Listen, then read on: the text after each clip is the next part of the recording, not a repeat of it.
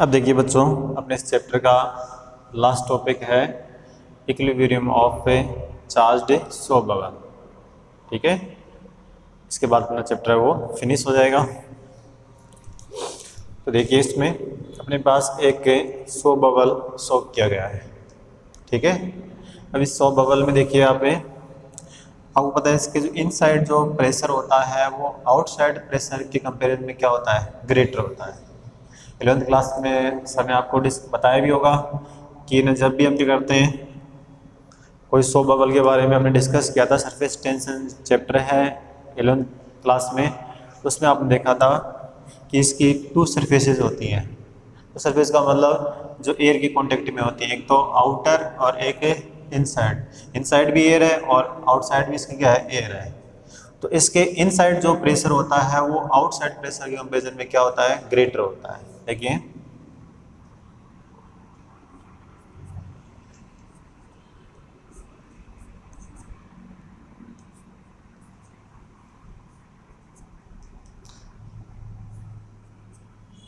तो इनसाइड वाला प्रेशर है वो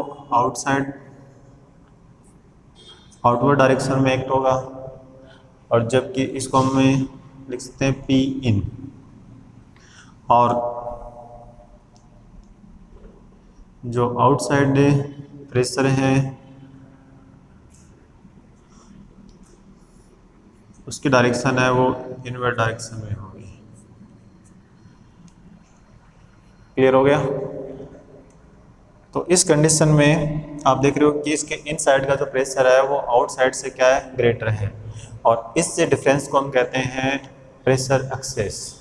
प्रेशर एक्सेस। तो लेकिन ऐसा नहीं होता है कि ना ऐसे अंदर का जो प्रेशर है वो आउटसाइड के प्रेशर से ग्रेटर होगा तो ये सॉल्व बबल है वो एक्सपेंड होता जाएगा, नहीं। इसमें इससे ये किसका बना हुआ है, सोप का, उस सॉल्यूशन का बना हुआ है, सोप सॉल्यूशन का बना हुआ है। तो उसमें उस सॉल्यूशन का क्या होता है, सरफेस टेंशन। क्या होता है, सरफेस टेंशन। और सरफेस टेंशन की जो नेचर होती है वो अपने एरिया को कॉन्ट्रैक्ट करने की होती है। ठीक है, तो इस सरफेस जो भी प्रेशर एक्सेस होगा वो किसके द्वारा बैलेंस होगा, सरफेस टेंशन के द्वारा। तो सरफेस टेंशन के कारण जो प्रेशर अप्लाई होगा वो कहाँ होगा, इनवर्ड डायरेक्शन में। कहाँ होगा, इनवर्ड डायरेक्शन में।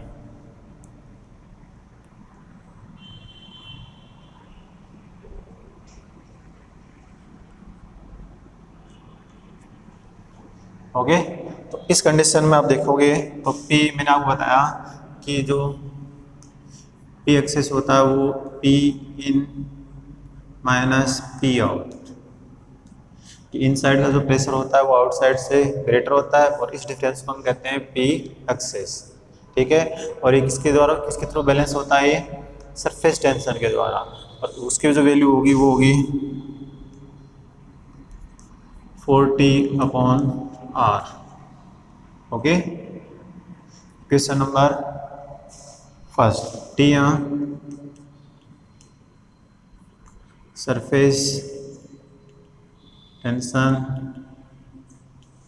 ऑफ सोप,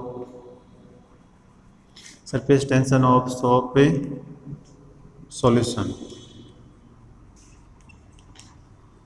टी यहाँ surface tension of a soap solution, और आर रेडियस ऑफ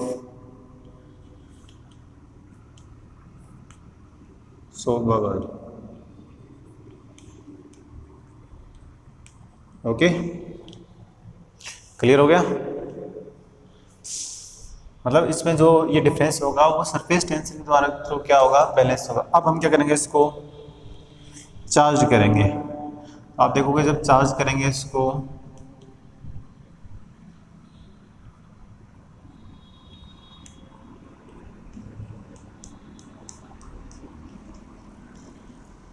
तो मैंने आपको बताया था एक इलेक्ट्रिक प्रेशर है वो आउटसाइड इस पर क्या होगा, एक्ट होगा। इसकी जो सरफेस चार्ज डेंसिटी है वो कितनी है, सिग्मा। सिग्मा ना, तो इलेक्ट्रिक प्रेशर मैंने आपको बताया था,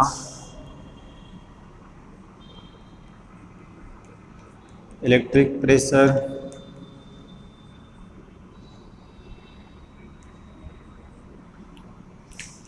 बताया था P।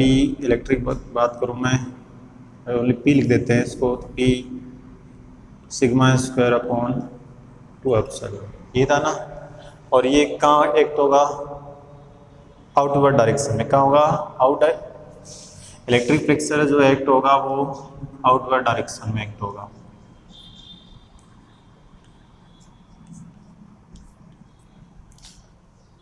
क्लियर हो गया? पी एक्सिस है वो कहाँ है? आउटवर्ड डायरेक्शन में, और इलेक्ट्रिक प्रेशर भी है वो कहाँ है? आउटवर्ड डायरेक्शन में। तो in equilibrium condition, in equilibrium condition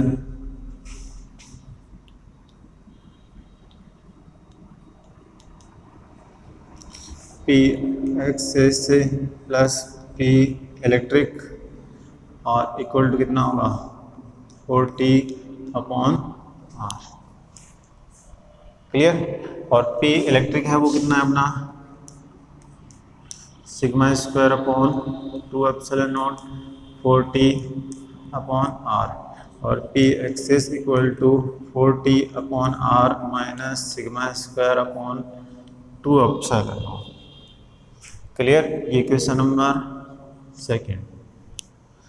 अब क्या होगा इसमें? सो बबल है वो एक ऐसी कंडीशन में रीच हो जाएगा इसमें आप देखोगे कि पी एक्सिस जो प्रेशर है वो हो जाएगा इसमें 0, और ये सो बबल है वो क्या हो जाएगा? फाइनली ब्लास्ट हो जाएगा। ठीक है? तो इस कंडीशन में when P excess is 0 then so bubble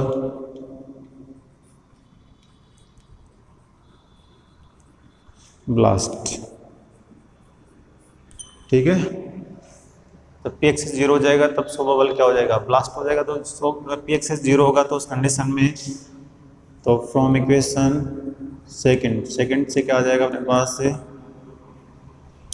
40/R minus sigma square upon 2 epsilon naught equal to 0। Clear? फिर अपने पास आ जाएगा 40/R equal to sigma square upon 2 epsilon not.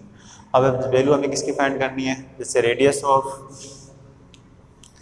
ये क्वेश्चन नंबर 3, तो रेडियस ऑफ सो बबल, अगर इसकी radius find करेंगे तो R इक्वल टू आ जाएगा 8 epsilon naught T upon sigma square. Clear हो गया? अगर आपको सरफेस चार्ज डेंसिटी निकालनी है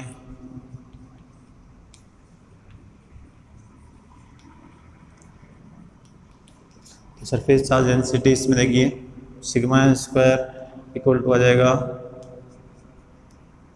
8 epsilon naught T upon R, और sigma equal to 8 epsilon naught T upon R। ये आ जाएगी अपनी सरफेस से चार्ज डेंसिटी। आगे देखिए अब चार्ज ऑन सो बबल पे अगर चार्ज निकालेंगे तो चार्ज होता है surface charge density into area. Sigma की वैल्यू यहाँ से फाइंड कर लेंगे तो आ जाएगा 8 epsilon naught T upon R, और एरिया होता है 4/R²। ठीक है? यहाँ R की पावर है वो 2 है, यहाँ R की पावर 1/2, 1/2 ऊपर आएगी तो माइनस हो जाएगी, तो 2 माइनस 1/2 3/2। ठीक है? तो इसको म्यू भी लिख देंगे, Q इक्वल टू 4 को तो आगे ले लो आप, यहाँ जाएगा 8 एप्सिलॉन नॉट T और R की पावर 3, R की पावर 3। ये क्वेश्चन नंबर 6। देखिए R की पावर 3 का मतलब 3 तो ये हो गया, और ऊपर क्या लगा हुआ है? रूट लगा हुआ है, तो R की पावर कितना हो जाएगा? 3/2। अगर कहीं भी देखो ये R इसको 3/2 है तो इसको ऐसे नहीं लिख सकते R की पावर 3 और 1/2 लिख सकते हैं ना। और 1/2 का मीन क्या होता है? रूट। ओके? तो अपने इस पे इक्विलिब्रियम कंडीशन में हमने इस पे रेडियस फाइंड कर ली, सरफेस चार्ज डेंसिटी फाइंड कर ली, और चार्ज की वैल्यू फाइंड कर ली।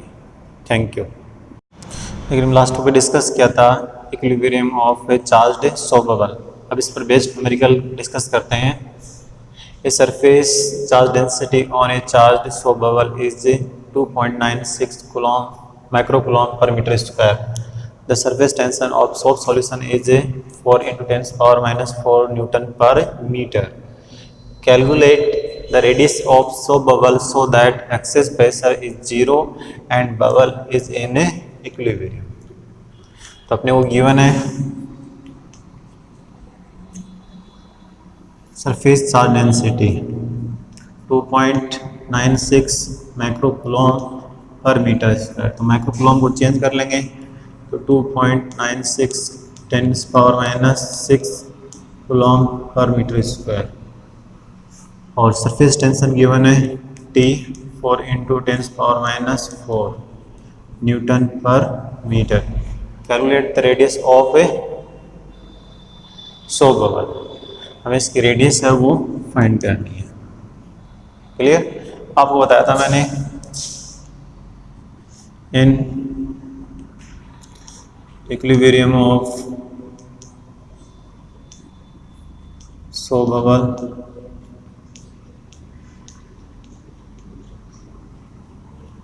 (40/R σ²/2ε) आ जाएगा।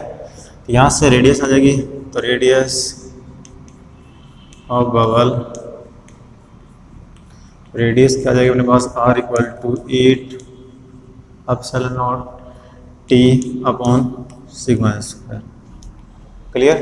अब 8 वैल्यू 80 रहेगी, ε0 है वो 8.85 10⁻⁻12 और T अपने को दे रखा है 4 × 10⁻⁴ और σ² दे रखा है 2.96 10⁻⁶ 2.96 × 10�6।